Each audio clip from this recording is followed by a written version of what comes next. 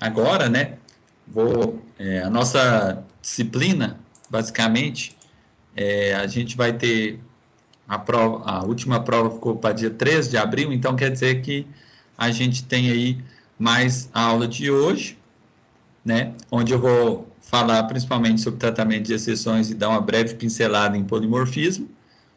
E na semana que vem vai ficar aí para vocês assistir essas duas videoaulas aqui. Então não haverá aula síncrona na terça-feira do dia 6 de abril, porque ficou para vocês assistirem na terça-feira essas duas videoaulas sobre idiomas de programação, tá aqui o link no YouTube, e sobre noções de UML, tá aqui o link.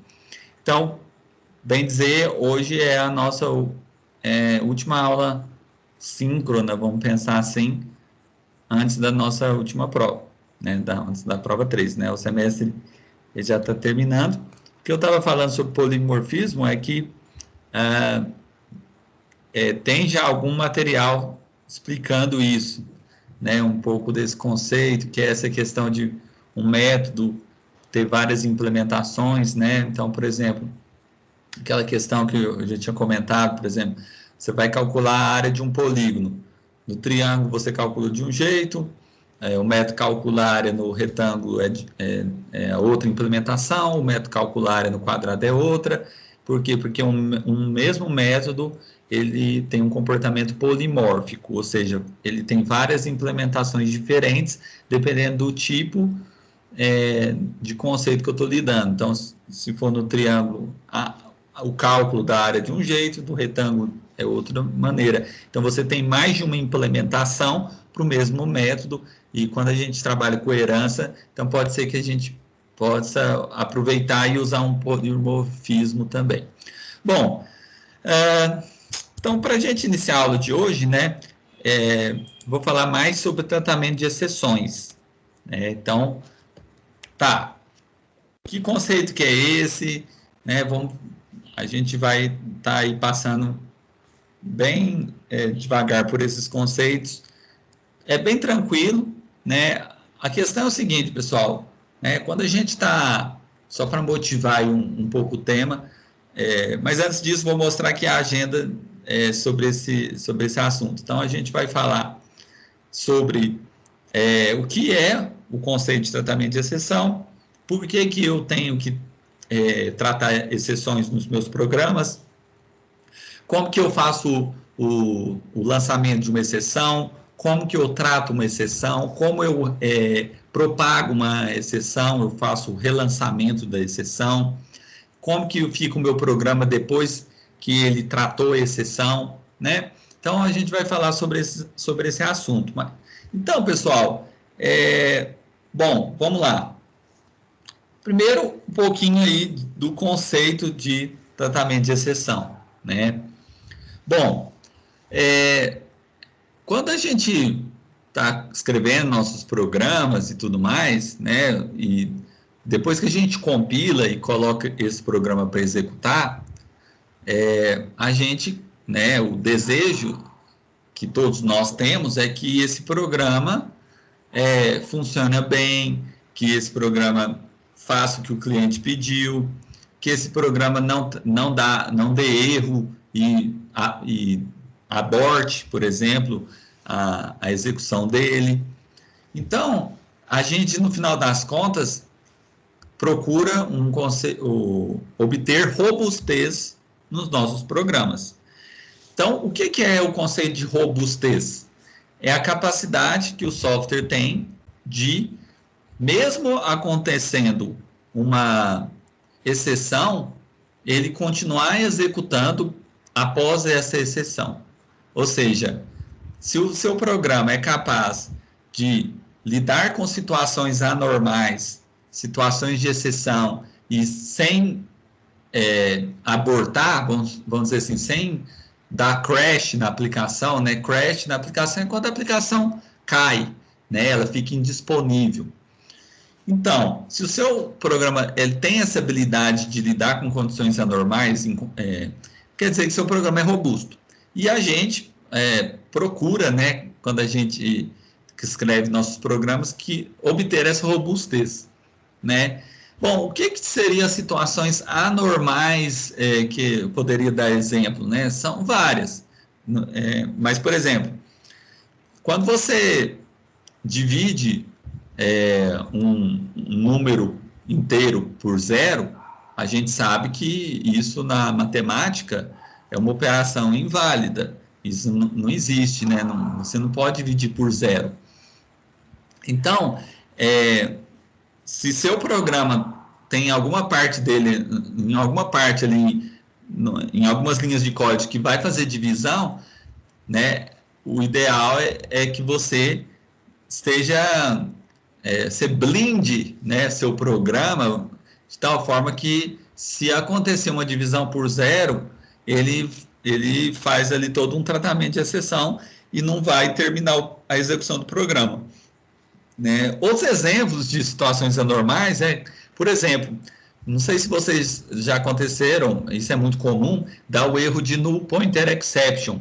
O erro de null pointer exception é quando você tem um objeto, mas você não inicializa esse objeto, você não dá um new e chama o construtor do objeto para criar esse objeto. E aí você já apenas declara o objeto e sai usando os métodos dele sem ter dado o new no objeto, sem ter chamado o construtor, sem ter criado de fato o objeto. Você apenas declarou uma variável daquele tipo, mas você não chamou o construtor usando a palavra reservada new. Então, quando você diretamente chama um método sem inicializar o objeto, você vai dar um problema de ponteiro nulo, quer dizer, é uma exceção muito comum, né? E aí ela diz o seguinte: como que resolve ela? Você tem que inicializar o objeto, você tem que, antes de sair usando os métodos do objeto, você tem que instanciar o objeto, você tem que dar um new nele. Outros exemplos, né, que acontece assim, que é comum, né? Às vezes, por exemplo, você está usando um vetor e aí o vetor tem 10 posições. Bom, e aí, então, quais são as posições indexáveis de um vetor, né, de 10 posições? Da posição 0 a 9, lembrando que o vetor, a primeira posição é a posição 0. Então, imagine que você tenta acessar uma posição desse vetor, por exemplo, a posição 15. Bom, a posição 15, ela não é indexável, né? Ela é uma posição inválida. Um vetor de 10 posições, ele vai de 0 até 9. Se você está tentando acessar a posição 15 dele, a posição é inválida. Se você tenta acessar a posição menos 1, a gente sabe que isso não existe, essa posição. A primeira posição é a posição 0. Se você está indexando seu vetor usando um número negativo, né? Menos 1, menos 2, quer dizer, você está acessando posições inválidas do seu vetor, e aí dá uma exceção de array index out of bounds exception, né? Então, isso é exceção, né? Quando você tem situações anormais durante a execução do seu programa. E isso vai fazer com que você vai desviar o fluxo normal de execução dos comandos. Bom, a gente sabe que existem várias linguagens de programação, várias LPs, né? Esse LP aqui é de uma abreviação para linguagem de programação. Só que, por exemplo, existem linguagens que têm mecanismo de tratamento de exceção, como é o caso do Java, do Python, né? Do C Sharp. Mas existem também linguagens que não têm mecanismo para tratar exceção. Quem já programou em C, por exemplo, até mesmo antes do C, né, que é o Pascal, né, que isso já vem de tempos, esses tipos de linguagens, como C e Pascal, não tem tratamento de exceção. Então, para essas linguagens aí mais antigas, né, como que você faz, né?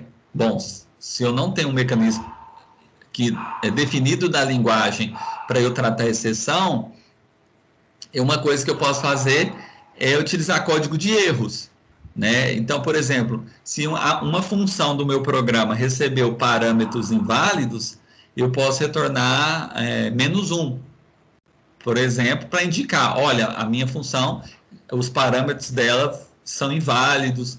Então, o -1 seria um código de erro, né? Bom, então, outra coisa que é comum quando a linguagem não oferece mecanismo para tratamento de exceção, como a linguagem C, por exemplo, é você começar a fazer testes nas suas condições anormais. Então, você começa a colocar ifs por todo o código para testar esse comportamento anormal, né? Ou seja, um exemplo bem simples aqui, ele está mostrando até na linguagem C++ aqui, né? Que também não tem um mecanismo para tratamento de exceção. Então, a pessoa precisou fazer uma divisão, né, aritmética, uma divisão aqui no caso inteira, a gente sabe que não faz sentido nenhum a gente dividir por zero, não é uma operação válida. Então, ele vai testar se o divisor é diferente de zero antes de fazer a divisão. Então, ele começa a colocar esses ifs aqui no código e encher o seu código desses ifs para testar essas condições anormais para evitar que ocorra exceção no seu programa. Então, ele só vai fazer essa divisão se x for diferente de zero. Então, se o x for zero, ele não entra no if e não faz o div igual a y sobre x. Ele imprime, ele cai no else e imprime falando que a divisão é por zero, enfim, e que isso não, quase que assim, isso não é possível, né? Divisão por zero. Então, evita, se você começar a colocar esses ifs no seu código para testar condições anormais, é uma maneira de evitar que a exceção ocorra. Só que isso também tem consequências negativas. Por exemplo, quando você enche seu programa de ifs para testar essas condições anormais, seus programas ficam com uma legibilidade prejudicada, ou seja, eles ficam mais difíceis de serem lidos, de serem compreendidos. E, por consequência, eles também tornam-se programas menos confiáveis. Bom, felizmente, a linguagem que a gente adotou nessa disciplina, que é a linguagem Python, a linguagem Java, ela é uma linguagem moderna e que já tem várias versões, né, do Java e que fornece, né, um mecanismo já de tratamento de exceção, já tem bastante tempo já, né? E não só ela, como eu disse, oferece mecanismos para tratamento de exceção, mas todas essas linguagens mais modernas, como Python, C#, oferecem, né? Então, com isso, seus programas eles ficam mais fáceis de serem lidos, compreendidos, evita que você tenha que escrever esses ifs para testar condições anormais. E aí, mas como que isso se manifesta na linguagem Java? Como que eu sei que a linguagem Java, que um programador está fazendo um tratamento de exceção no código dele? Acho que essa é a pergunta, né? Bom, quando você vê no código o bloco try e seguido por cláusulas catch ou um bloco try com uma cláusula finally, isso é uma indicação, né, esses blocos try, é uma indicação que ali naquela parte do seu código que o programador fez um tratamento de exceção. Então, antes disso, quando a gente fala na linguagem Java, existem dois tipos basicamente de exceções, duas classes de exceções. Exceções que são predefinidas, ou seja, já vem na linguagem Java, a própria linguagem Java e a biblioteca padrão da linguagem Java também já traz essas exceções na própria linguagem, você não precisa implementar nada, que a linguagem já traz isso para você. Já existem exceções, tipo um null pointer exception, um array index out of bounds exception. Tudo isso são exceções que já vêm na linguagem Java. Já são exceções pré-definidas. E existem outras classes de exceções, que são exceções que são criadas pelo desenvolvedor. O próprio desenvolvedor cria a exceção. Ou seja, ele vai criar uma classe que vai estender a classe exception, que é uma classe do Java. Basicamente isso. E ele vai criar a própria exceção, e vai definir as próprias mensagens de erro e tudo mais. Então, aqui, às vezes, os exemplos de exceções mais assim famosos e mais comuns na linguagem Java, de exceções, no caso, pré-definidas, já vem na linguagem Java, né? Como eu disse, são a null pointer exception e a array index out of bounds exception, né? Já expliquei cada uma delas, mas basicamente a null pointer exception acontece muito, não sei se vocês, no momento em que vocês estão fazendo às vezes os trabalhos, e entrando em contato direto com a linguagem, vocês já devem ter às vezes rodado o programa, né? Depois de compilado, e às vezes apareceu no console, né, do seu IDE, do Eclipse ou do seu NetBeans, uma exceção, assim, um rastro de exceção, indicando assim, olha, tem um erro no seu programa, corrija aí, tem um null pointer exception aí, né? E o que é isso? Você não criou o objeto, não inicializou e já chamou os métodos dele. E o outro é quando você viola as posições alocadas do vetor e acessa posições inválidas do vetor, como eu já falei anteriormente. Bom, então uma vez que a gente entendeu que as exceções acabam fazendo parte aí do dia a dia do desenvolvimento e que existem linguagens que não têm tratamento de exceção embutido, pré-definido, e existem outras linguagens que têm isso já, uma outra coisa que é preciso saber é em relação ao lançamento da exceção. Bom, existem basicamente dois tipos de lançamento de exceção. Um é automático e o outro é explícito. Tá? Como assim?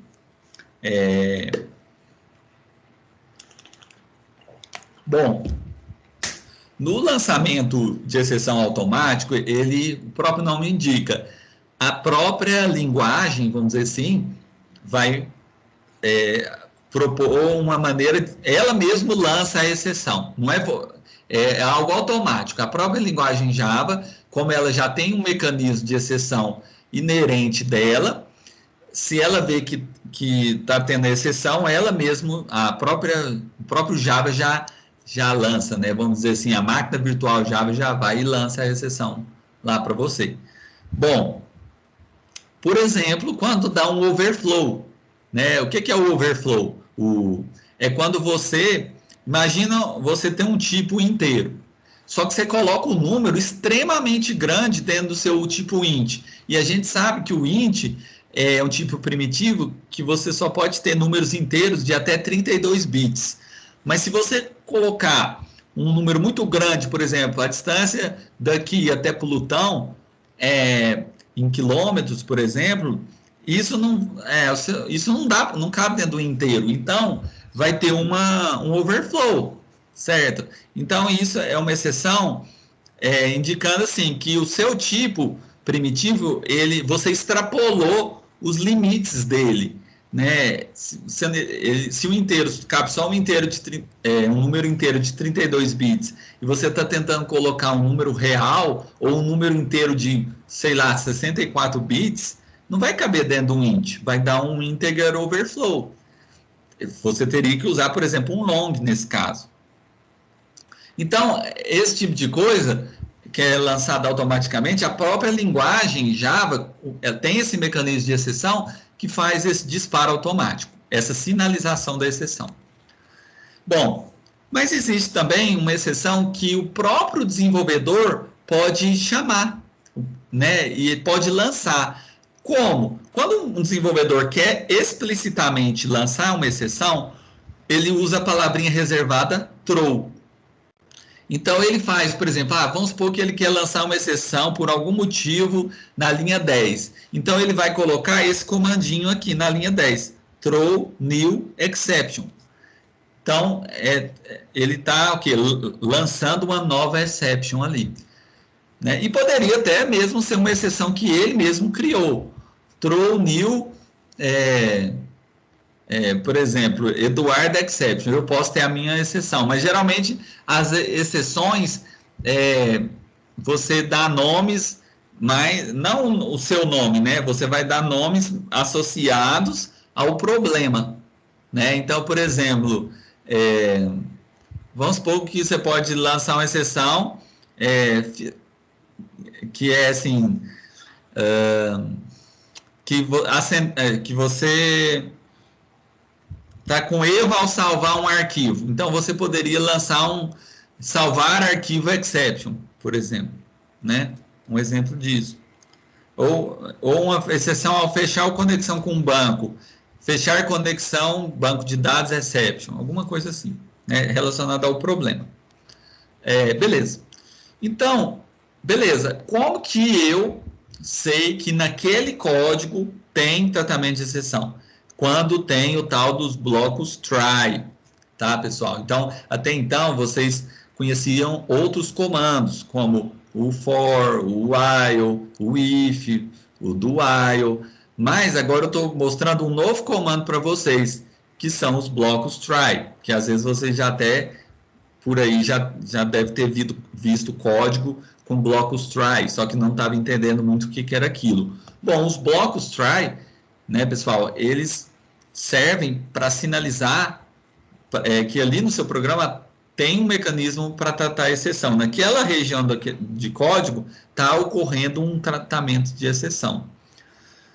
Bom, então agora vamos às regrinhas do tratamento de exceção, dos blocos try, né? Bom, geralmente os blocos try, né, quase a maioria das vezes que a gente vai ver eles, né, 90% das vezes, vamos dizer assim, eles estão associados a uma ou mais cláusulas catch, tá? Então, a cláusula catch, ela é específica de um tipo de exceção. Então, por exemplo, você pode ter várias cláusulas catch associadas a um bloco try, a um bloco de comandos try. Só que cada cláusula catch, ela se refere a um tipo de exceção diferente. Tá, como assim? Vamos pegar aqui um exemplo. Você pega aqui esse código, você tem um bloco try, então ele envolve aqui, entre o abre e fecha chave, são a lista de comandos que tem tratamento de exceção neles, né? Ou seja, quem está fora do try não tem tratamento de exceção para eles. Só esses 3 comandos aqui que se algum desses métodos lançar uma exceção, vai ser tratada nas suas cláusulas catch. Então quer dizer que se tiver uma linha de comando que não está envolvida pelo bloco try, e ela chamar um método, e esse método lançar uma exceção, o seu programa, nesse caso, não vai abortar? Sim, ele vai abortar a execução do programa, porque ele deveria estar dentro do bloco try, aquele comando que chama aquele método que lançou a exceção, ele tem que estar dentro do bloco try para você conseguir tratar essas possíveis exceções, né, dentro do programa. Então, quase que a gente protegeu esses 3 comandos aqui de qualquer exceção, né? Agora, quem está fora do bloco try, ou seja, não está dentro do abre e fecha chaves, não está protegido, né? Não tem um mecanismo de tratamento de exceção vinculado a ele, tá bom? Bom, então aqui, por exemplo, só deu o exemplo de um catch, que é a exceção de formato de número. Bom, essa exceção é muito relacionada a números, né? Então, você colocou um número no formato errado, né? Então, tem um erro de formatação do seu número. Você tem tá vendo que ele colocou outro catch, só que é associado a outra exceção, que é a exceção aritmética. Então, qualquer operação aritmética que der falha, por exemplo, uma divisão por zero, ou algum problema aritmético, qualquer problema aritmético, vai cair aqui dentro, seja em operação de adição, subtração, multiplicação ou divisão. Bom, E, além disso, esse bloco try, pessoal, ele está associado a uma outra cláusula catch, que é a exception. Então, se nenhuma das exceções anteriores conseguir captar a exceção que foi lançada nesses métodos envolvidos pelo try, aí a exceção vai cair numa cláusula catch genérica que, tá vendo? Ele só coloca exception para dizer que pode ser qualquer exceção. Então, qualquer exceção, por exemplo, IO exception, null pointer exception, array index out of bounds exception, bom, elas não vão ser tratadas no bloco catch correspondente, tá vendo? Então, ela vai cair nesse último catch aqui. Então, nesse caso, a gente tem um bloco try que tem 3 cláusulas catch. E veja que a cláusula catch, ela está associada a um tipo de exceção particular. E então, é quase que assim, um ótimo exemplo para a gente entender exceção é como se você tivesse a bola de beisebol e a luva de beisebol. Então, quando a bola sai da mão do lançador, a outra pessoa que vai estar ali para pegar a bola, ela usa uma luva e pega aquela exceção. Então, quando acontece a exceção, ela é lançada. O catch é como se fosse uma luva de beisebol, ou seja, vai pegar a exceção. Por isso que catch do inglês quer dizer pegar, segurar, né? Então, se ocorreu um throw, quer dizer que o throw lançou exceção. Por exemplo, de maneira explícita, o programador fez um throw new exception. Então, ele lançou exceção. Então, você tem que ter um catch exception para pegar aquela exceção, como se fosse uma luva de beisebol. Bom, então, vamos lá. Outra regrinha que a gente tem, quando se fala em blocos try, é que não necessariamente um bloco try precisa ter cláusulas catch, né? Então, aqui até vai falar sobre isso, ó.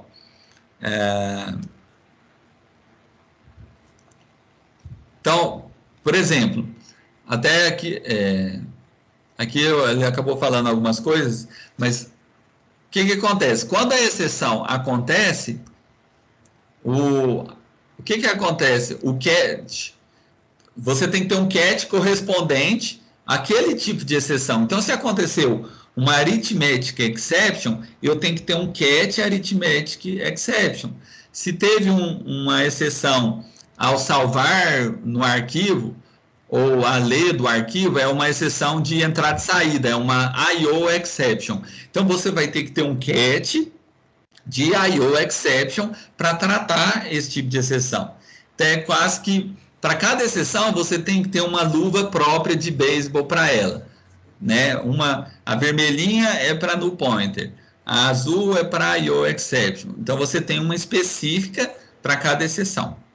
Bom, aí a pergunta que fica é, Eduardo, quando eu falo num bloco try, necessariamente ele tem que ter cláusulas catch ou existe blocos try sem catch, né?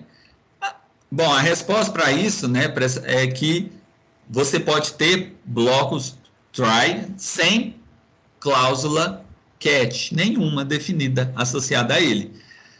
Mas nesse caso, se o bloco try não tiver cláusula catch associada a ele, ele necessariamente vai estar vinculado a uma cláusula finally, né? Então, deixa eu ver se eu mostro aqui para vocês.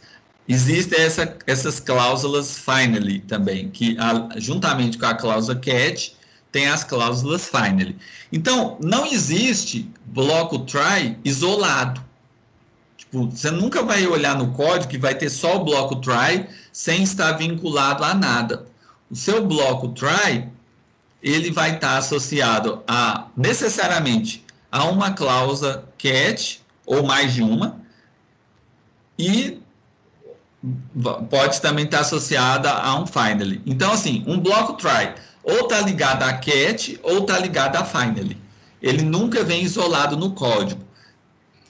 Existem, como eu disse, blocos try sem catch, só que aí é um try finally, por exemplo. E existem blocos vários blocos catch associados a um try, várias cláusulas catch associadas a um try, né? Tá, mas para que serve a cláusula finally? Bom, a cláusula finally é uma cláusula que você vai colocar, tem duas maneiras de você colocar ela. Ou você vai colocar ela após o try, você vai fazer um try finally, né? Ou você vai colocar a cláusula finally após a última cláusula catch do seu código. Tá vendo? É cheio de regrinhas, mas para que serve a cláusula finally? Ela serve quando você quer mostrar ali no seu programa, você quer especificar dentro do seu programa que aqueles comandos que estão envolvidos pela cláusula finally obrigatoriamente devem ser executados, independentemente se tem ou não uma exceção. Então, por exemplo, imagina que você está usando um banco de dados para salvar registros em tabelas, ou está usando arquivo para salvar algum texto nesse arquivo TXT. Bom, depois que você escreveu nesse arquivo, você tem que fechar o seu arquivo. Depois que você, às vezes, salvou no banco de dados, você também tem que fechar a conexão com o banco. Então, essas operações, para você liberar recursos, por exemplo, fechar arquivos, fechar conexões com banco de dados, essas coisas, você coloca dentro das cláusulas finally.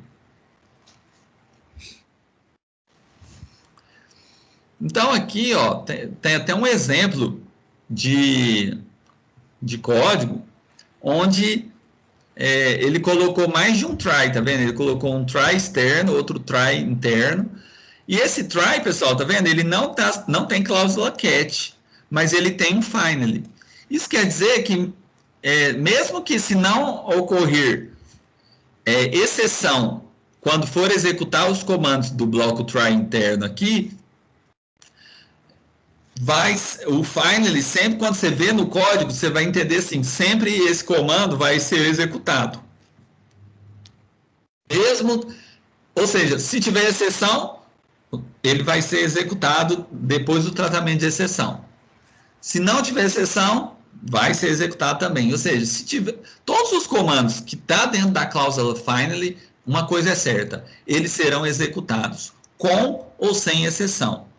Se tiver exceção, primeiro os comandos que estão dentro da cláusula catch, que são esses aqui, no caso aqui só tem um print line, vão ser executados e depois vem os comandos da cláusula finally, que são os últimos a serem executados dentro do meu bloco try. Bom, então, basicamente, né, assim, exceções é isso, né? Claro que assim, você poderia perguntar, mas são muitas regrinhas? Sim, de fato, né? Eu concordaria com vocês que são muitas regras, mas que depois vocês vão pegando um jeito, né? Mas é bom vocês saberem, então aquele try ali é porque está tendo tratamento de exceção, e assim por diante. Uma outra coisa que é importante dizer é que eu acabei não explicando nos slides, mas eu vou explicar aqui nesse TXT aqui, é o seguinte. Imagina, pessoal, deixa eu compartilhar aqui que aí fica mais claro.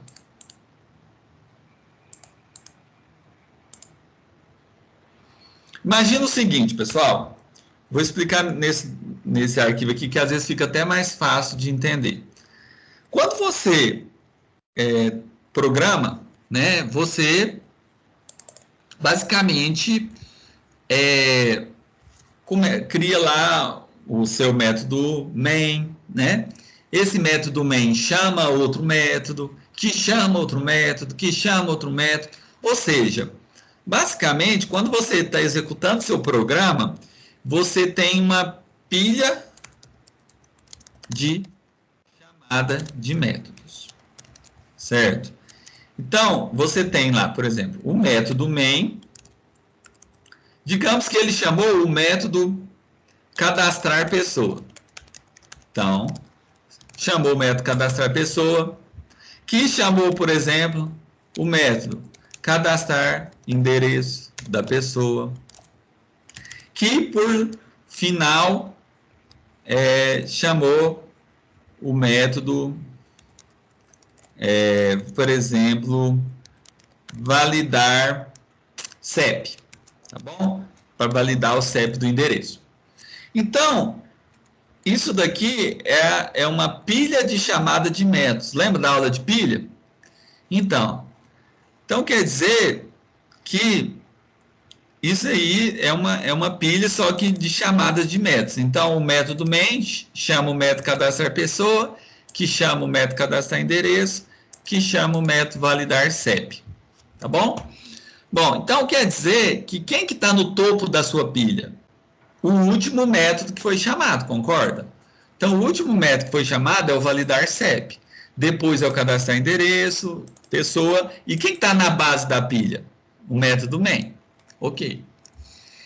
Então, pessoal, imagina o seguinte. Imagina que ocorreu uma exceção dentro do validar CEP.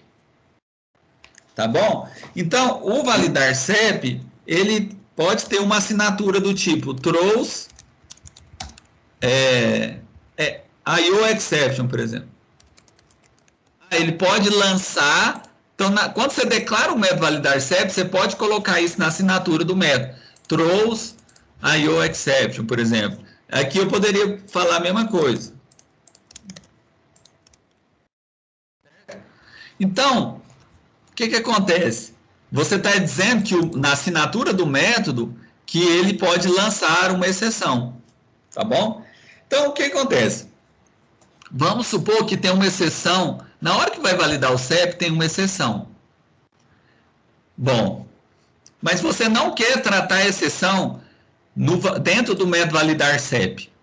Então, o que você pode fazer como programador? Você pode chamar um comando throw new IO exception, por exemplo, para o que? Lançar a exceção, tá? Então, esse throw new exception aqui, eu estou dizendo um exemplo onde você, programador, não quisesse tratar a exceção dentro do método CEP, e aí você explicitamente no código faz um throw new IO exception. O que vai acontecer? Já que esse método não tratou a exceção e a exceção aconteceu, a exceção vai ser lançada, ou melhor, relançada para um método mais interno na pilha que chamou validar CEP, que é, no caso, cadastrar endereço. Se aqui também mandou um throw new IO exception, ele vai para o método que chamou cadastrar endereço, que é o cadastrar pessoa. Bom, você pode vir aqui dentro do cadastrar pessoa e tratar a exceção. Então, você poderia ter aqui um bloco try, né? Catch IO exception, que fizesse alguma coisa aqui. Por exemplo, fechar a conexão com banco de dados, por exemplo. Banco de dados. Então, se você vem aqui e coloca, por exemplo, pego lá a DB, o banco de dados, dá um close lá, às vezes você já tratou exceção, fez alguma coisa com ela e aí vai parar de dar exceção, vamos supor, né? Mas, vamos supor que você não faça o tratamento de exceção aqui. E aí você faz ao invés de fazer um try catch aqui dentro, você também faz a mesma coisa. Faz um throw new IO exception. O que vai acontecer? Vai voltar para o método main, que é o método onde tudo começou, é o que está lá na base da sua pilha de chamadas de métodos. Bom, se dentro do método main não for tratada essa IO exception, o que vai acontecer? Ou seja, não tiver um try catch ali dentro, tratando a IO exception, fazendo alguma coisa, lembrando que tratar a exceção é o conjunto de comandos que fica dentro do catch. Então, por exemplo, você poderia fechar a conexão com o banco, poderia fazer uma outra coisa, enfim, escrever isso num arquivo, sei lá. O que acontece? Se você não tratasse a exceção aqui, no main, que é o primeiro método, é onde tudo começa, vamos dizer assim, aonde que começa a sua fogueira ali, se você não tratar, o seu programa é abortado. Ele vai finalizar. Então, ele vai ficar... É como se tivesse dado um crash no seu sistema. Então, quando tem exceção, pessoal, em algum lugar isso tem que ser tratado. Senão, vai voltar lá para o main. Na verdade, vai voltando, né? Você percebe que vai voltando para o método que invocou o método mais externo. Até uma hora, se ninguém tratar, chega no main, que é o primeiro método de todos. Se ninguém tratar no main, aí executa, aí ocorre o aborto do programa. Então, assim, era isso que eu queria dizer, né, para vocês aí, sobre isso. Bom, então, vai ficar um pouco de exercício para vocês, né, que não vai dar para eu explicar toda essa aula de polimorfismo, né, porque ela é um pouquinho grande. Então, vai ficar como exercício para vocês. Vou até abrir aqui um pouquinho. Vocês dão olhar os slides dessa aula, né, com mais cautela, que eu vou falar mais brevemente. Vocês podem também assistir essas videoaulas, tá vendo? Tudo é de polimorfismo. Então, eu acho que com essas videoaulas não vai ter, assim, não tem muita... não vai ter problema vocês entender, quem ainda não entendeu o conceito de polimorfismo, entender melhor. E eu também estou gravando essa aula de tratamento de exceções, vou disponibilizar ela também na plataforma video@rnp. E na semana que vem, pessoal, vocês assistam essas duas videoaulas de idiomas e de noções de UML, porque, né, como eu disse, na semana que vem a gente não tem aula síncrona na terça. Então, aliás, a gente pode até combinar de ter uma aula, de ter a aula, tá bom? Mas assim, tirando dúvidas, mais tirar dúvidas. Então, vocês ficam com o exercício de assistir essas videoaulas para terça, assistir todas elas, porque na prova 3 cai as aulas 9, 10, 11 e 12. Então, na aula de semana que vem, poderia ser uma aula só, na aula do dia 6 de abril, que é a última aula antes da nossa prova, seria uma aula apenas para tirar dúvidas, algumas coisinhas para deixar mais claro, para o dia 13 vocês fazerem a prova, tá bom? Mas eu não vou estar introduzindo nenhum conceito na aula do dia 6, apenas tirando dúvidas. Vou falar aqui bem rapidamente de polimorfismo, só para não falar que eu não falei nada. Tá. Vou já ir na parte que eu acho mais importante aqui. Deixa eu pegar um exemplo de polimorfismo.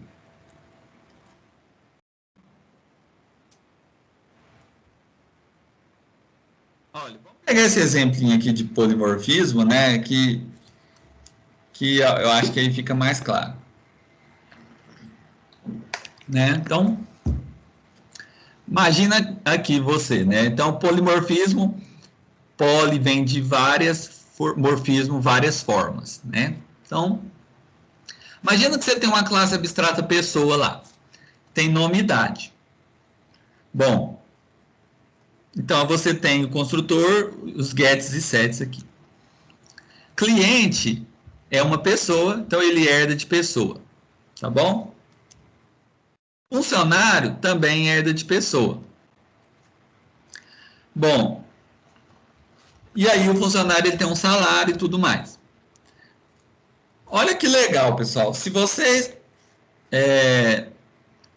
criar um array list de pessoa, você consegue colocar objetos do tipo cliente e objetos do tipo funcionário dentro desse array.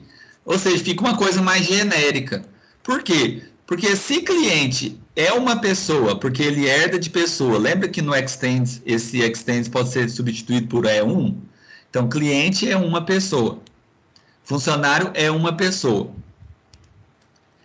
Então, se você tem uma array list de pessoa, ou seja, você fez uma array list da sua superclasse. E aí, você consegue colocar ali dentro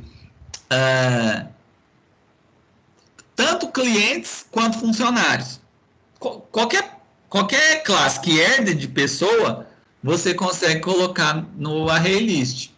Então, se você depois criasse uma classe pessoa física extends pessoa, você conseguiria colocar objetos do tipo pessoa física dentro do seu array list pessoas. Porque ele tem você colocou uma superclasse ali como parâmetro do seu array list. É a mesma coisa que eu colocasse assim, array list de animal. Animal é a superclasse, então eu poderia falar, colocar dentro do meu array list cachorro, porque cachorro extends animal, gato, porque gato extends animal, baleia, porque baleia extends animal. Todo mundo que herda da classe animal, eu poderia colocar dentro daquele array list. Então, isso que que eu estava falando sobre você usar uma superclasse para deixar o seu array list mais genérico. Só que o polimorfismo, eu gosto mais de explicar ele com o exemplo. Aqui não deu tanto para falar do polimorfismo em si. O melhor exemplo que eu gosto de explicar ele é com a classe polígono e aí você tem o quadrado, o retângulo, o triângulo, é aquela ideia que eu procuro, que eu acho que fica o mais claro, né? Ou se não, vou abrir aqui um outro exemplo, bem simples, em vez de explicar aqui, deixa eu fechar.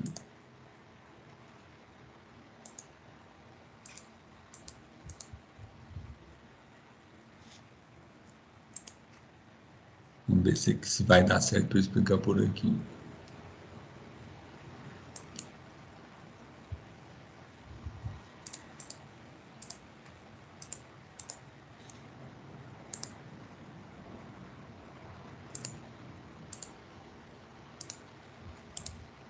É melhor abrir o meu Eclipse aqui mesmo.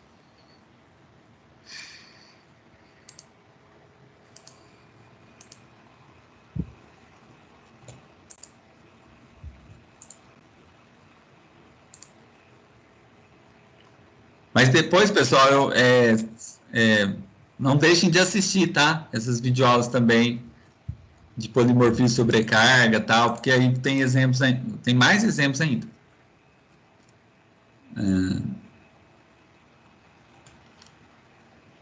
Vamos pegar aqui um outro exemplo.